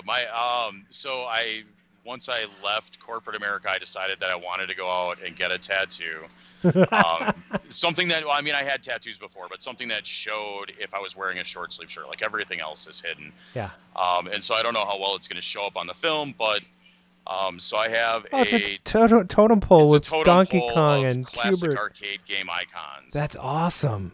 And so from the bottom to the top, it starts with the Vouse and the ball from Arkanoid at the base, Donkey Kong, Frogger, Hubert, a Space Invader, Ralph from Rampage, and then topped off with the Phoenix from Phoenix. Oh, that's cool. Awesome. So that was kind of my commitment into, gaming and kind of kicking off this different phase of my life. So what's the upcoming tattoo? Yeah, that was my follow-up question. The upcoming tattoo is I'm actually going to go and get our Garcade logo tattooed. Oh yeah, so cool. That's the next one I want to go and do. I know it's kind of the Homer way to go, but it's something big in my life, and my tattoos have always represented where I am in my life and my story, and so that's how I incorporate it. I'm doing the same thing. I'm going to take the RcadeRadio logo and have it tattooed on my face where the eye holes. Oh, yes. I thought you were just going to get that R waxed into your chest there. I'm going to put it under my pinky tip. Just when you do the R piece going down the middle, don't do the little stashy part. Like, stop at the end of your nose. All the way to the chin. All the way to the chin, baby. Yeah. It's going to look so awesome, man. It's like...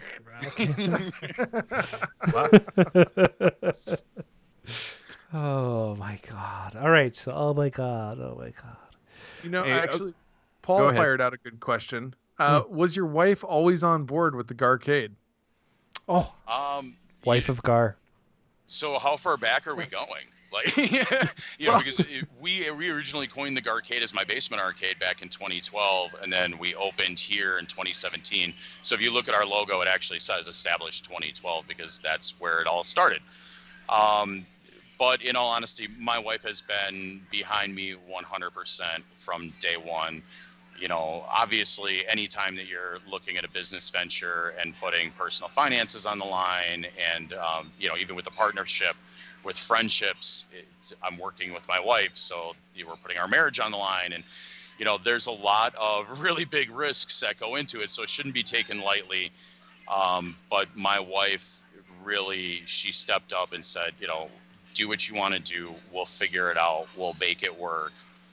Live out your dream and let's see what happens. And so she's been wonderful. I cannot thank my wife Mara enough. She has been supportive of me from day one. Like from the day we started our relationship, I was literally a bum living in a party house, and now I'm the responsible business owner you see here today. I only see a bum. What? Okay, we have a few more minutes before we have to wrap it up, but I want to ask a couple more questions. And anybody else in the chat, if you have something you want to say, pipe it up. So let's say we get. I just wanted to ask you a little bit about the Cosmolympics, since I sort of talked about it in your ads. So yeah, the Cosmolympics is something that myself, Shane from RcadeRadio, and Dan Lucen from Midwest Gaming Classic, we had all kind of been throwing around some ideas, and pretty much since Cosmotrons has been released, I've seen potential for Cosmotrons to have a space in an esports style arena. And so what we wanted to do is to try to figure out a way to kick that off and have inter-arcade competitions where representatives are sent from the arcades to a centralized location. And originally it was going to start out as a traveling tournament, but in order to be able to get it kicked off and get moving and to really try to get the ball running, we decided that we wanted to do the Cosmolympics at the Midwest Gaming Classic. So what we're doing is we're doing 3 semifinal qualifiers leading up to the event. The first qualifier was last Saturday here at the Garcade, where Joe Noeski won the representative title for the Garcade. So Joe, way to go. He and his co-pilot, Joey, are going to be heading to the Midwest Gaming Classic to represent the Garcade in the Cosmolympics. We're having another event this Saturday at 2 o'clock at Bounce Milwaukee. They have a cabinet here, so they wanted to be included, and it's a fabulous facility. They have everything from like indoor bouncy houses to laser tag, arcade, pinball. They actually have a bar. So you could kind of call them one of those things we're not supposed to say, but they're not really. They have axe throwing, which is really sweet. You can drink beer and then throw axes. Not recommended. You did not get the idea from me. Ryan is not responsible. And then after we do the bounce tournament, 2 weeks later, we're going to Geeks Mania in Madison, Wisconsin, and we'll be having a qualifier tournament to find out who the Geeks Mania representative will be. And then the 3 of us will all send our representatives to the Midwest Gaming Classic, where they will compete against others for the gold medal in the Cosmolympics. And all of that's being streamed on our Twitch channel, twitch.tv/Garcade2012. So if you guys want to watch, it will be up this Saturday. We have this last Saturday's tournament posted up on our Facebook page. It's up on the Cosmotrons page. I urge you to check out Cosmotrons on Facebook. It's a phenomenal game. It's really a lot of fun. Like Adam was saying, it's throwback looks and vintage on modern hardware.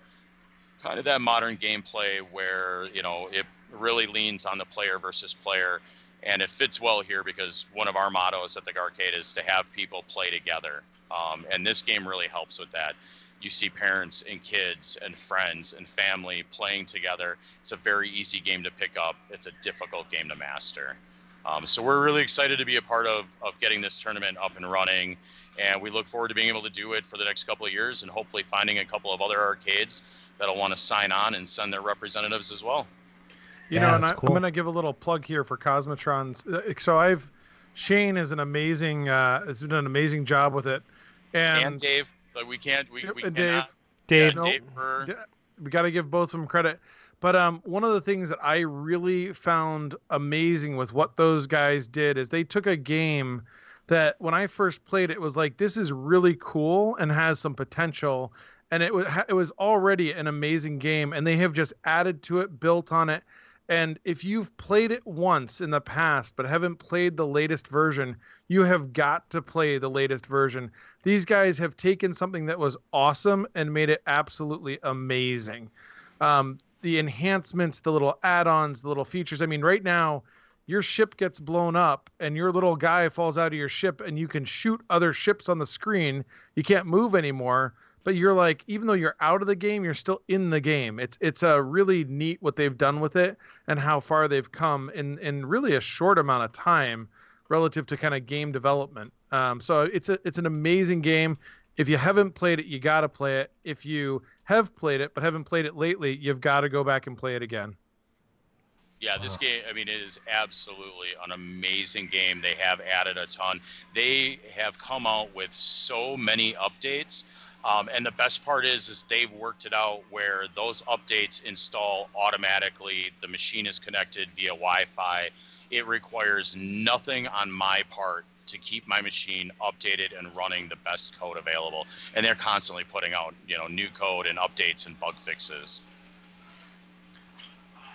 I think that's one of the key things. So there was a question about indie games earlier, and one of the things that is really important in gameplay, and we see this a lot in the fighting game community. One of the things Shane mentioned early on was, and this kind of ties into the Cosmolympics, we do a lot of work with like the Street Fighter games and all that.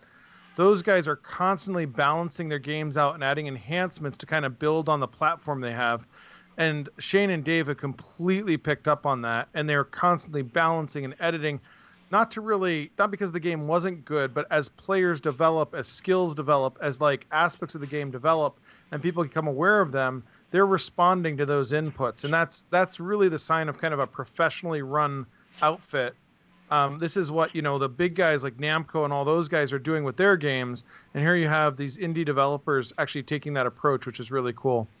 Yeah, they're definitely setting a standard with this game. I mean, like I said, from the Wi-Fi updates that happen automatically, the machine has the ability for an esports mode, which allows you to be able to go into kind of tournament settings to be able to both practice them while the game is out on the floor without changing the gameplay permanently for everybody that's there.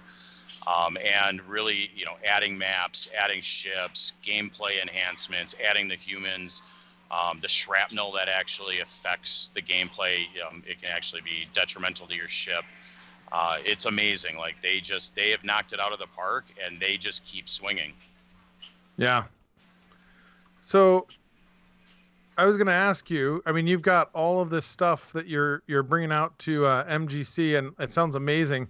What are you looking forward to most at the show?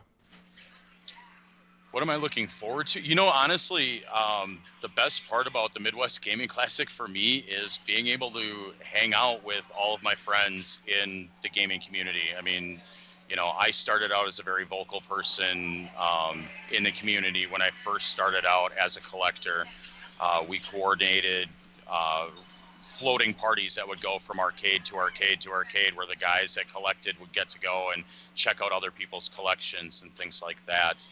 And so being able to see how that's gone is it's awesome. Like I look forward to like being able to hang out with those guys, because I work so much. I don't get a chance to do the parties anymore. I don't get a chance to go and hang out with my friends like I used to. Even my time on forums has gotten to a point where it's very limited. So being able to spend time with those guys is what I really look forward to, and doing the networking and seeing what games are coming out and what people are doing. It's really cool. Awesome. Well, I want to thank you for being on the show again. This is the second time you've been on the show, and we could go on all night, but we may have to do a third episode some point. I think that would be a good plan. I want to say congratulations to almost 2 years running your business. Yes, thank you very much. I love the fact that you keep expanding and making it more interesting. I like your business model. I think you must have talked to Doc about a few things, but that guy's running a great business. You're running a great business. I love to see these arcades that can stand up and charge a cover and still make money and be successful. So congratulations. Thank you. And, that's one thing that I really do want to point out. You mentioned Doc Mack. Doc was, very instrumental in me opening my business. He definitely sat down with me. He helped me through questions. But it wasn't just Doc. And I think that's where a lot of people are kind of taken back. Other arcade owners like Scott Lambert reached out to me from Underground Retrocade and was, just as critical and was able to give me additional insight and a different perspective. Yeah. Which really helped me because instead of looking at it from one standpoint, I'm seeing it from other people's experiences as well. So, I know the owners of Bounce Milwaukee and Geeks Mania, and, they're all great. We all work together. We, that's what's really cool about this community is that it's a community. It's not a bunch of businesses. Right. These are guys that look forward to getting together and hanging out and spending time, and we want to see each other prosper. And that's really a good feeling when you're in business. Like, I don't have to worry about somebody being cutthroat. Yes. And I will make one plug for the arcade. It's only, I guess I just mapped it, about 20 miles from MGC. Yeah. So if you are going out, you can check out Garcade as well for the guys that are local and going. And you're having an after party, right? We are hosting the official Garcade after party for the Midwest Gaming Classic. The tickets are available through the Midwest Gaming Classic site. And for those of you that don't want to make the drive out, we actually have a shuttle option where it will drive you out. The bus leaves at like 8 o'clock, returns back at about midnight. That's on Saturday? Yeah, that's Saturday night. Yeah. You'll get an extra 4 hours of gaming. It's a private party, so we won't be open to the public during that time frame. So it's a little different of experience. We'll have catered food being brought in, and so that's all included with your ticket. It's kind of adds to that experience where, they kick everybody out at about 8 o'clock at the Midwest Gaming Classic because they're at the end of their day. It gives you something to do afterwards, so kind of the party doesn't have to stop. You can keep gaming throughout the night. That's awesome. Awesome. Nice. Cool. Well, it's thegarcade.com and facebook.com/thegarcade. Is that right? Yes. Yep. Sweet. And do you have any, you've already given us entrepreneurs some food for thought, right? Those of us who've been mulling around the idea of maybe making this happen. So you give us confidence. But do you have any parting words? Like, Don't do it. Like back now. Game on. I don't know. Just any sage words of wisdoms from a business owner who's been working hard. Oh, you know what? I tell people all the time, don't be afraid to take a risk. The times that you sit and you overthink and you can plan things out for years and years and never get anywhere. Right. And it's about taking that first step. And once you take that first step and you really, start looking at locations, start, building a collection that you can put somewhere, come up with a business plan. That was a big one for us. We absolutely sat down and worked everything out on paper ahead of time so that when it got to the point of signing leases and doing what we needed to do, we knew what had to happen. It was about organizing our own thoughts, not trying to do the business plan to get a loan. And I think a lot of people, that's where a lot of that misconception comes in. It's not about trying to get a loan or trying to get them. We did it on a very, very limited budget and made it work. I tell people all the time, get the doors open. You can always make it better in the future. Yeah. Nice. Well, that's awesome. Thanks for the advice. And hey, stick around after we're off the air. We'd like to say goodbye to you in person. That's going to be it for tonight, guys. Thanks for tuning in. This has been the Double R's. That's Arcade Radio. And radio. Radio. That's right. or alternately, facebook.com/arcaderadio or arcaderadio.com. That's the letter R, arcaderadio.com. Call, leave comments or questions on the game line. That's 612-548-GAME, which is 4263. You can follow us on Facebook. I already said that, though, so how about Twitter? That's weird. Why is that? Most of the time we're so drunk we don't know we're saying it twice. We should Holy crap. just. Do we? I can't wait to listen to the last episode. Yeah, you should listen to it. It's pretty obnoxious. All right, I'm deleting it right now.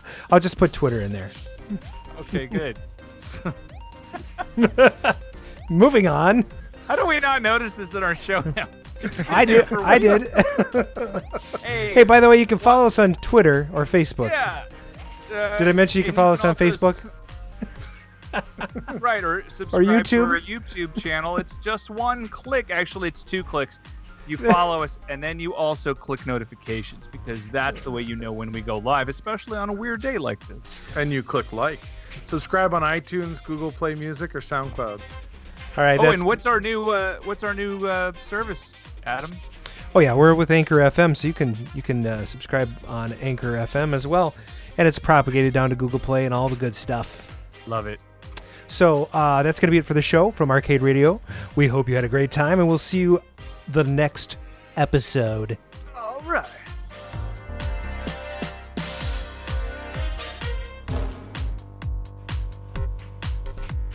It's an easygoing part of the song. I can jog to this.